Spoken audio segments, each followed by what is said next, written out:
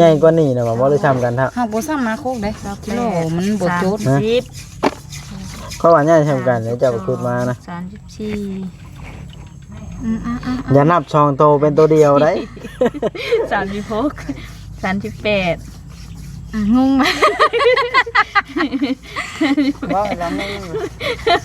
อันนี้นะ30อันนี้นะ30อีหยัง40อันนี้นี่นะ30อ๋อ 2 อันนี้เพิ่นงงตัวหัวขาดแล้วเพิ่นงง เอามา 48 ไผเป็นผู้ดังไผ1เข้าเด้อนะ ยัง จะหน่อยให้เด้ออย่าเข้านะ 54 บอก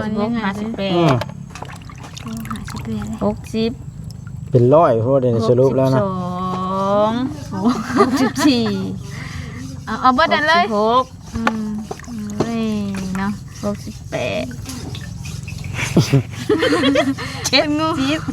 มันงงมันบ่มี ได้อยู่ร้อยเนาะบ่ฮอดกันจักหน่อยเนาะยังประมาณ70เลยยังอีก10ปลาย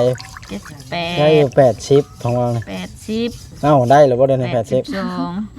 เพิ่นนำ 84 86 ได้86โตเนาะ 88 90 92 บัดสุดท้าย 94 งงย้อนหัวมันเอา 96เป็น96ตัว บ่ฮอดร้อยครับโอ้ยยังอีก4ตัวโอ้ยคนสิรอไปได้ บ่เบิดบ่โอจิ อย่าลืมกดติดตามเพื่อเป็นกำลังใจให้ผมด้วยนะครับทุกคนขอบคุณมากๆมาฮอดจอดถึงนะสบายดีคนเครื่องเข้าไปตั้งแต่เข้าไปแล้วบ่เดี๋ยวนี้ตะคนเอาไปมีหยังมาเทือนอะไรนี่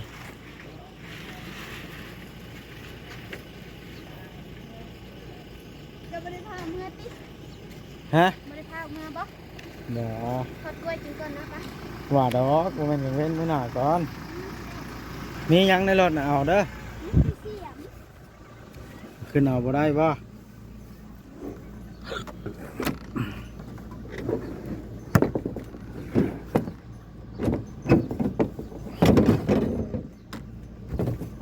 โอ้น้ำแข็งยังอยู่เนาะ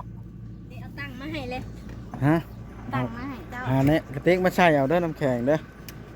มันจะถิ่มใช่ไหมตังบ่นี่โอ้บ่ให้บายอีก สิติมมาเองบ่ขอบใจใช่นะ สิเมื่อเลยปะนี่ ยัง มาแล้วพาเอาเมื่อไปใส่ให้กินน้ำแหน่จิรอให้นะคุดมาได้ก็ได้ กิโล บ่ย่านว่าสิมื้อสิคันว่าสิมื้อก็สิบ่เอาก็สิบ่กลัวให้กินคันว่าสิมื้อ ไปเอาไปใส่เขตจิรอโอเคพี่น้าเลยคำแล้วบาทนี่เดี๋ยวมาด้วยเท่าสบายดี เด้อมาแต่น้าเนาะมาเพื่อนต้องเตะข้างแม่บัด แม่เงาเทือนมาส่งตั้งแต่พี่น้องมาฮอดแล้วก็มาฮอดพอได้เห็นสะเทืองจักเราเฮ็ดหยังเอาสบายดีเด้อ สบายดี โอ้ได้หยังอันนี้ ได้หอย สิมาเฮ็ดอันใดอันนี้ต้มก้อย ว่า บ่ จะได้เป็นโลพุ่นน่ะนี่ โลนึงแล้วอันนี้ ไปดำหน้าแล้วก็ได้หอยมาพร้อม เอาหากะมาบ่เจ้าก็ได้ แม่น นึ่งข้าวบ่นะสบายดีเด้อลุงเนือง ไปนี่ โอ้ดอกได้หยังเตรียมกินแรงมานี่ ว่าสิปิ้งปลาทู หนึ่งข้าวเนาะ เช้าเพิ่นยังบ่ทันไปเอาอยู่ ได้จังมัดเทืองมานี่เป็นลูกกะ เพิ่นบ่ได้ไหลเป็นหมันให้เลยเพราะว่าเฮาดำเฮาโลกได้ครึ่งมื้อหั้นนะแบบว่าโลกกะบ่ได้แล้วเพิ่นก็ไหลเป็นวันให้เลยวัน1,700,000 แล้วได้เครื่องมื้อ โลกกะครึ่งมื้อ แล้วเป็นเท่าไรเท่า170,000 โลกกะได้ครึ่ง ได้มื้อเท่าไหร่ แล้วก็โลกกะครึ่งมื้อแล้วก็ดำนาครึ่งมื้อ เป็นไรเป็น รวมกันเลยนะ เป็นรวมเป็นวันเลยบัดนี้แล้ววัน1,700,000 มันเลย เป็นได้เป็นรวมแล้วมื้อเดียวเอาได้170,000 10,000กีบพี่น้องเอ้ย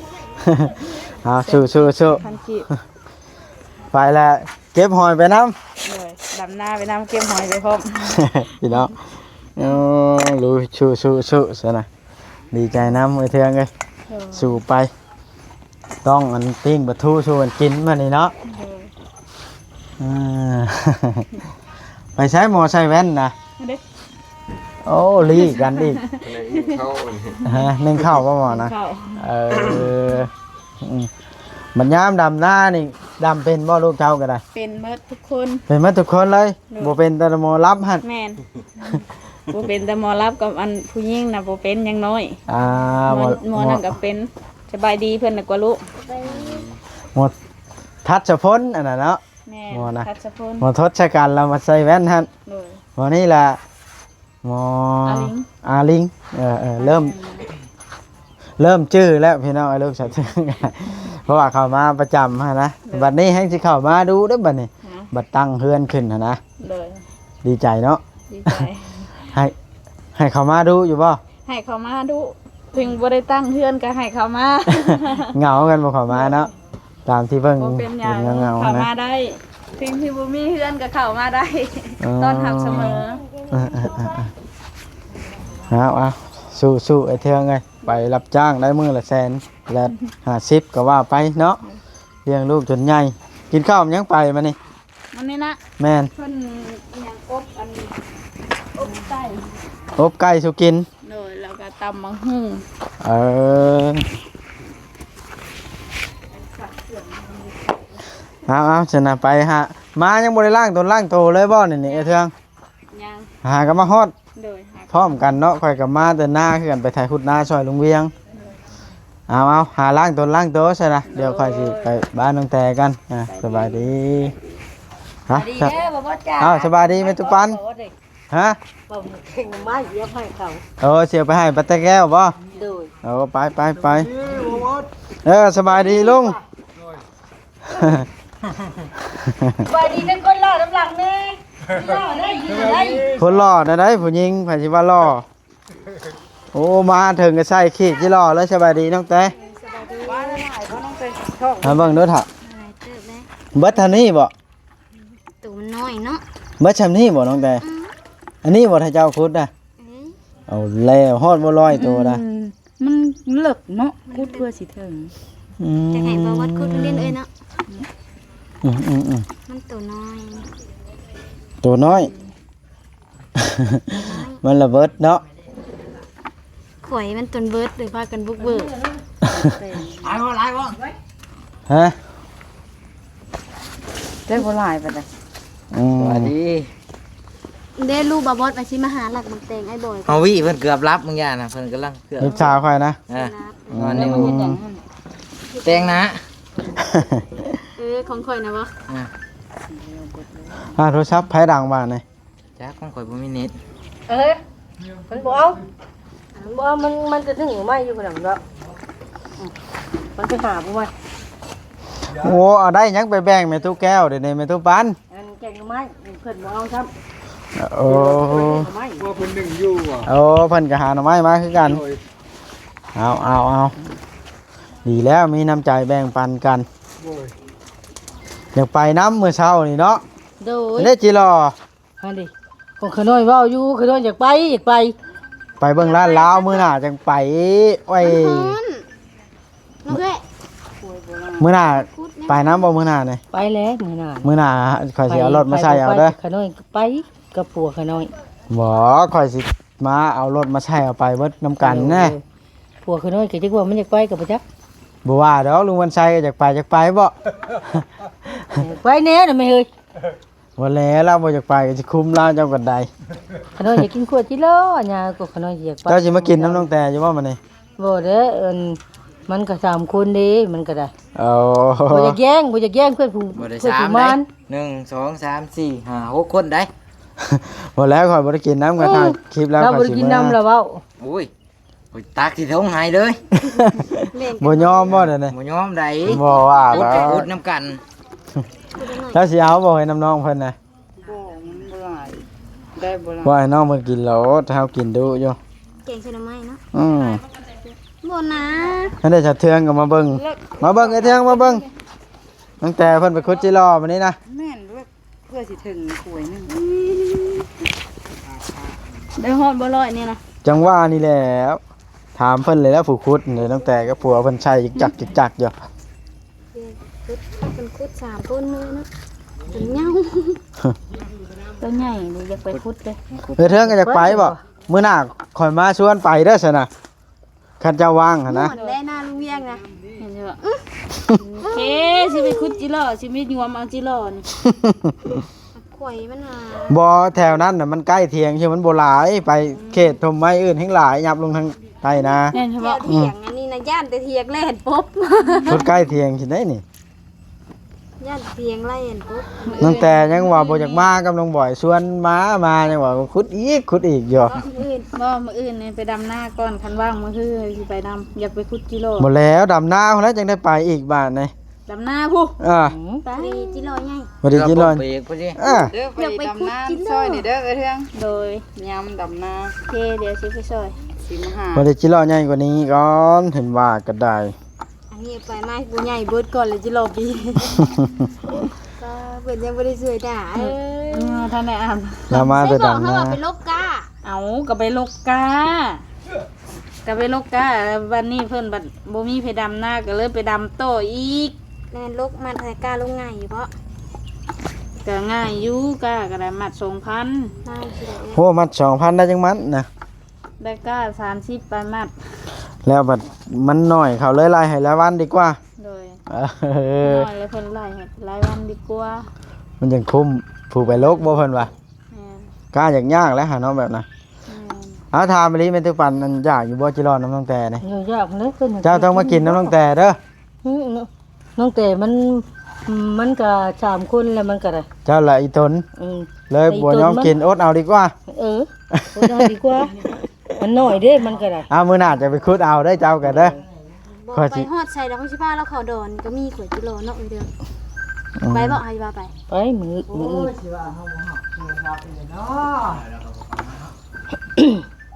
โทรศัพท์เป็นหยัง โทรศัพท์เป็นมื้อนั้นเนาะเรื่องคิดอุกใจ โทรศัพท์ไผบ่มีเน็ตน้องแต่ โทรศัพท์นั่นแหละนมโอเฮาก็บ่มี อืม ยังบ่ได้ออกไปซื้อ ก็พิมพ์ไปบ่อ๋อลืมมันเป็นหนังสือ มันอ่านออกมันพิมพ์บ่เป็น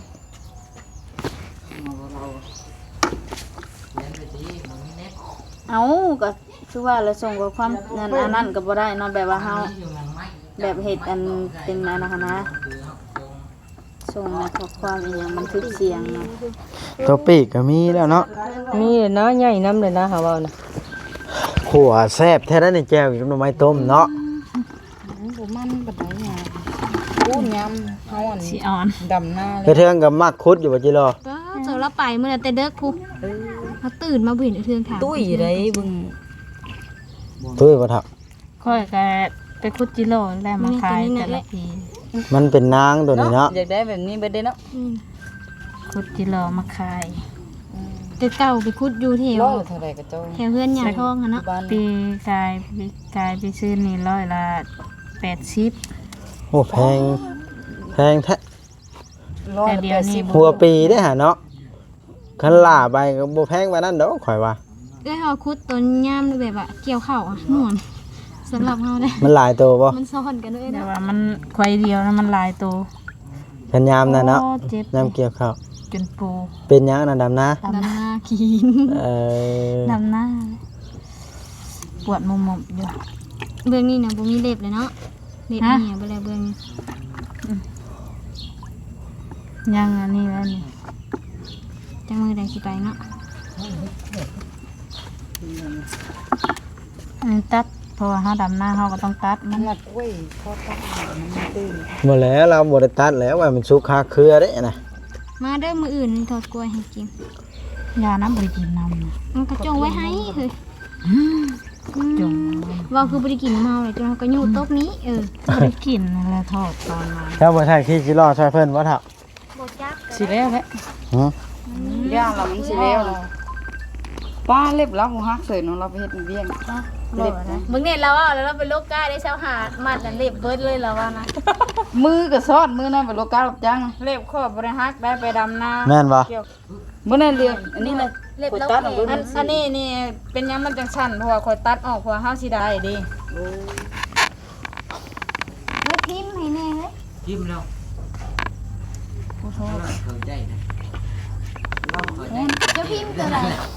พิมพ์ภาษาไทยบอก เขามาเบิ่งป่าก็ บ่ต้องพิมพ์เว้าเอา เฮ้ยเอาหัวอาหารให้เอ้ยนี่ เว้าให้มันเขียนเอง Google น่ะ มันเล่นนั่นเล่น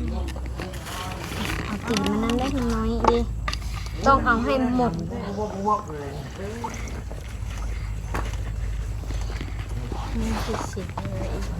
โอ้ตัวแม่ตัวปั่นเนาะมื้อนี้เสียใจบ่ได้ไปคุดจิรอนะ เสียใจแล้ว สิเสียใจเฮ็ดเพียงเจ้าก็ได้มื้อหน้าก็สิได้ไปอยู่เนาะ มื้อหน้าสิได้ไปลูกมันเป็นลูกกากาขน้อยก็ไปขน้อยก็ ต้องลกเด้อ คันพวกขน้อยลูกขน้อยมัด ลุงมันใช้ก็ลกเป็นบ่เดี๋ยวนี้ เป็นนั่นแล้ว มื้อหน้าเด้อ มือเก่ากับก้า มึงกาไรเราขน้อยจึงมีแต่มัดขน้อยจึง มาดเป็นบ่เจ้าก็ได้อ๋อ มัดเป็นนั่นแหละ อย่านะข่อยว่าย่านถ้าเจ้าเมื่อยนะอดเอาบ่เมื่อยก็ เมื่อยก็อดเอาเด้อยากได้เงินอันเบาบอดเด้ เจ้าได้แล้วบ่มื้อนี้เงินน้ำข่อย ได้แต่ชาวพันธุ์น่ะนะ ได้ชาวพันแล้ว โดย พอแล้วชาวนาข่อยก็บ่ได้มีข่อยก็พอจะเลี้ยงครอบเลี้ยงครัวได้เล็กน้อยนี่เจ้าก็ได้ ขอบใจบ่เบิดเอ้ย ขอบใจว่าคุณนั้น โดยในตัวฟันจะไปคึด เรามีคนถ่ายแล้วก็ป๊กไปนะ เราไปถ่ายอยู่หน้าคือว่า บ่ได้ถ่ายซ้ำติ นั่งนี่นั่งหัวกันนี่เอาไปเบิ่งถ่ายหน้าได้ ได้จังไห้ ได้จังไห้ก็ตอนเช้าอะนะได้ให้เดียวบอก ตอนเช้าให้หนึงตอนแรงนี่ เดี๋ยวนี้ บ่ได้เบิ่งน้ำเนาะพานั่งอยู่เถียงตอนแรงแล้วเพิ่นลงไถบ่ได้ ไปฝึกไถนาก็ ฮะ เขาก็อยากลองได้ก็เป็นว่าค่ะเขาบอกว่าเขาอยากล ก็ อง แต่ก่อนก็เคยจับอยู่รถไถนะ เห็นบ่ แต่ว่าเป็นเทื่อหนึ่ง จะไปเห็นเดี๋ยวจะมาลงพองกายโค้ง กะบ่ลงจากได้หมู่ว่าละหมู่เห็นอันนั้นหมู่บัดอันแนมแม่นยังอันน่ะ หาปันแนมน้ำ โอ้ยแนมน้ำ คนบันแห่งหมักอยากเบิ่งน้ำหมู่อยู่แล้วเบิ่งสินับนี่ สินับจิรอบ่เด้นี่ว่าดอก นี่ให้ยินหน้าเดียวกัน สี่ เดี๋ยวเด้อ นับเบิ่งข้างในบ่ได้ชิ้นหน้า แปด ตั้งแต่อยากอยู่บ่จิรอนี่ ปันกันนะ บ่ค่อยบ่กินน้ำได้แต่ค่อยได้กินดูอยู่เนาะท่า แม่นแปดสา คน ว ไป สา คุด สอง อยู่หน้าพุ่งเนาะ หน้าทงตัวใหญ่บ่ สาสี่ ใหญ่กว่านี้นะบ่ได้ซ้ำกันท่า เฮาบ่ซ้ำมาโคกได้กิโลมันบ่จุด เขาว่าใหญ่ซ้ำกันเดี๋ยวเจ้าก็ขุดมานะ 34 อย่านับช่องโตเป็นตัวเดียวได้ 36 38 งงไหม ว่าแล้วไม่ อันนี้นะ30อันนี้นะ 30อีหยัง อันอยู่ที่นี่นะ30อ๋อ 42 อันเดี๋ยวเพิ่นงงตัวหัวขาดแล้วเพิ่นงง 46 เอามา 48 ไผเป็นผู้ดังไผหนึงเข้าเด้อนะ ยัง จะหน่อยให้เด้ออย่าเข้านะ 54 บอก 58 อืม 60 เป็นร้อยพวกเดี๋ยวนี้สรุปแล้วนะ 64 เอาเบิดนั่นเลย 66 อืมเฮ้ยเนาะ 70มันงงมันบ่มี ได้อยู่ร้อยเนาะบ่ฮอดกันจักหน่อยเนาะประมาณ70เลยยังอีก10ปลายได้อยู่80ของเรานี่ 80 เอ้าได้แล้วบ่เดี๋ยวนี้80 82 เพิ่นนำ 84 86 ได้86โตเนาะ 88 90 92 ปัจจุบันงงย้อนหัวมัน 96เป็น96ตัว บ่ฮอดร้อยครับโอ้ยยังอีก4ตัวโอ้ยคุจิรอไปได้ บ่เบิดบ่โอจีกินน้ำเด้ มาโอลิตัวเดี๋ยวจีกันนี่ตัว คนนั้น อันนั้นจีสาม มันจะฮอดเด่น ได้อยู่ร้อยเนาะ โอ้ยพาไปขุดแต่บ่แม่นขี้โม่ดอกอันนี้นะเซียนขุดแมงจีรอ เด็กเซียนนะก็เด้นั่นน่ะ เซียนบ่นั่นน่ะขุดแข่งกันเนาะฮะเนาะ เฮ้ยมื้อหนาวไปเที่ยวไปคุดแข่งบ่ ไปขุดแข่งกันเนาะ มันดำหน้าแล้วนะมันข่วยเขาเสีย หันนะไปไล่ตอนยามดำหน้าแล้ว อีลี่ล่ะข่วยคุดมาสมัยก็คืออันเอื้อยอันแม่เตียนะ มื้อหนึงได้จังร้อย อยู่ได้หลายน้อยตอนนั้นนะ เดี๋ยว แม่ ได้ ละต้นมันซ้อนกันนะแม่ เราได้ แม่นยามซ้อนได้ 300ก็มีได้ ก็เคย เคยบ่ แม่นบางเทื่อก็มื้อหนึงกับตัวยามมันซ้อนกันนะมื้อหนึงได้ฮอด500พุ่นได้บ่แม่น ฟอ ได้ เยี่ยมมาก อีหลี เขาสอนมีมือแล้วมีมือแล้วมัน เพราะว่าขอเค มั ย นแงนบ่ มีมือแล้วเนี่ย หยอกหยอกหยอกหยอก บ่เอ้ย แล้วไงนี่กัน ซุ้มเพิ่นนะหอมแก้มแบบนี้นะ บ่ว่าดอก เฮาเลยอุ้ยเฮาเลยอิจฉาเลย บ่เล็บน่ะขี้ร้ายเด้เฮา พี่ ตัด ชายพี่ช้างเจ้าก็บอกกันบ่อยหอมเจ้าก็ได้ว้าว ถ้าว่ารีดงามดำหน้าแล้วก็ปี้เล็บนะพอยามเกี่ยวข้าวนะถ้าเสื้อผ้ามันก็บ่ได้ฮักได้บ่ว่าเต็มเนาะมันสิทำนั่นนะเฮาแบบว่าเฮาหาเฮ็ดให้อันนี้ ฮะ ให้เอานี่เป็นรูปเด้อ เอาลูกยืนนะสามคนเลยใช่ไหมไปลูกยืนถือจิโร่นี่ เฮามันก็บ่เฮ็ดหรอวะ เห็นเหลียวมึงกล้องเตรียมขวดจิโร่มา โอ้ยพี่ชายไปลงสตอรี่นี่นะว่าเวลาอยู่ผู้เดียว แม่นบ่ ป้าเพิ่นสิอยู่ผู้เดียวอ่ะยิบอยู่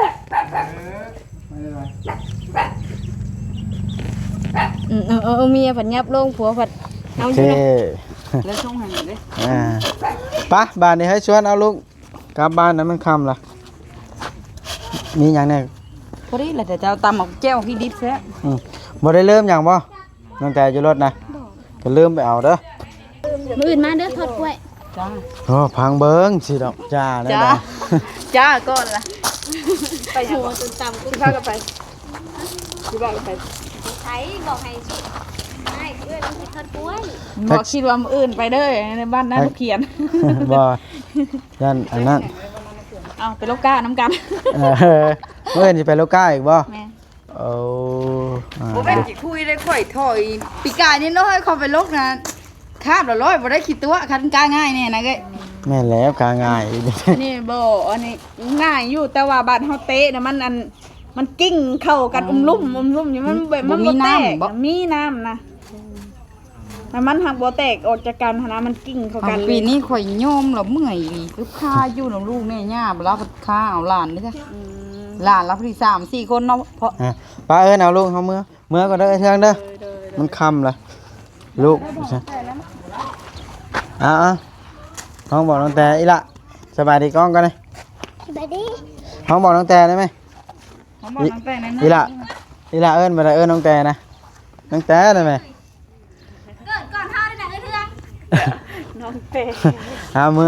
อมันค่ำแล้ว ตักเอาแม่น้ำแข็งนะ มาตักเอาหน่อยแม่น้ำแข็งนะ น้ำแข็งนะ เดี๋ยวเทืองมาตักเอา น่ะน้ำแข็งสะอาดเด้อ สะอาด น่ะเอากระติก มาเอากระติกมาตักเอา หามันมีตู้เย็นอยู่ แล้วน้ำเขาได้กินน้ำเยอะนะ เอากระติกมา เอากระติกมาเอาน้ำแข็งน้องแต่มาเอาน้ำแข็งมาปั่นกันพอได้กินนะจะค่อยสิเมื่อละ เอาถอดออก จักเบิ่งดูปั่นกัน3คนได้อยู่หรือมาเบิ่งดูไอ้เทืองได้บ่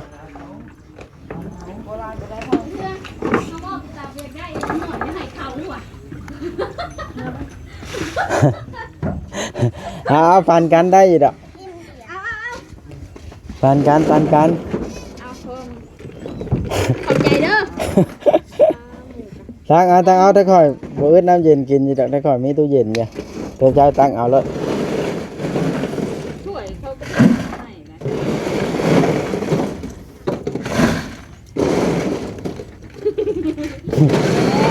ใช้ลุงวันใช้นะห้องเราออกมาเอาได้ไหมได้บ่ลูกไอ้เทียงออกมาปั่นกันเรามาเอา บ้าแล้วแม่น้ำแข็งลายพอที่ ตุ๊ปันมาเอาได้ไหมพอได้กินนะตักปั่นกัน พากระติก ไปไว้กินก่อนไปไว้ให้เพื่อน 1,000พอแล้ว บ่ได้ป้าให้ค่อยได้อย่าป้าได้เมื่อค่อยป้าในถังมันเปื่อยถิ่มเบิดได้เบิดเวลาได้ค่อยกินแล้วเมื่อฮอดได้ค่อยบัดกินกับอันน้ำเย็นในตู้เย็นโดยตักเอาลุง ขอบใจเด้อ ตักเอาเบิดนะมีทั้งเหลือนะตักเอาเบิด เอื้อยเฮาได้ยังไงวะ จะเอิ้นเขาเนี่ยแหละ ตักเอามีน้ำตักบ่มีบ่ จอบถอกเลยแล้ว จับถอกเลย อ่า อันนี้ได้ตั้งเพราะว่าน้องแต่เอาตั้งให้เพราะว่า แม่ ป้าเฮ้ยลุงรักสิเทพไปเลย ถอกเลยเรากำลังดีถอกเลย โหดเกินไป เงียงเลย จับคู่ไว้แล้วนะยังไม่คว่ำ อ่ะเปิดจับให้แล้ว ตัว สั้น นั้น สั้น กระติกเอ้ย ยังหลายเดี๋ยวได้หลายทำจะกินเหรอเจ้าน่ะโอเคมันกันได้วัตถุคนหรอวะน้ำแข็งกระไรเบิ้งนู้นน้องแต่กุ้งกินแล้วแมลงเนาะ พอแล้ว เคยลืมข้าวว่าให้เพิ่นติเกือบลืมเนาะเกือบเมื่อเปื่อยถิ่มดิซิ แม่นเกือบเปื่อยแล้วละ ไอเดียบ่ให้น้องเมื่อน้ำบ่ได้ อีล่าเอิ้นแบบใดนี่มันไทยอันนี้บอกพ่อนี่มันไทย ว่าเพิ่นคุดที่ล่อนะยังบ่ได้ บ่เบิดเด้ย เด้อวันโลกาสิมาชวนเด้อ มันเป็นตะวัน เอา ก็เคยไปได้แบบนั้นนะคุยจอดกันอยู่ในเล่านะแม่นเคยไป เอ้ยมันอยากนอนเลยนี่นะ เอาคุยบังเด้อ ก็เด้อ มันอยากนอนเลย ระวังเด้อตุ๊กเด้อหันกระดออะไรก็ได้ พิงซะบึ้มโอ้ เอากลับเด้อเบัดทุกคนเด้อบัดนี้เอาสบายดีไปขึ้นรถอีกละ ได้น้ำอันเด้อ โดย บ่น้องมือบ่ เดี๋ยวค่อยนอนลงไปอันนี้ ทางอะกระทางนะปะ บ่น้องมือนอนน้ำบ่ โอ้มันเปิดผาวนี่แม่งไข่ง่ายแล้วตั้งคือเก่า บ่น้อง อยู่กับผู้ได้เก็บย้อนมันปิวไปละนี่เนาะเก็บใช่รถ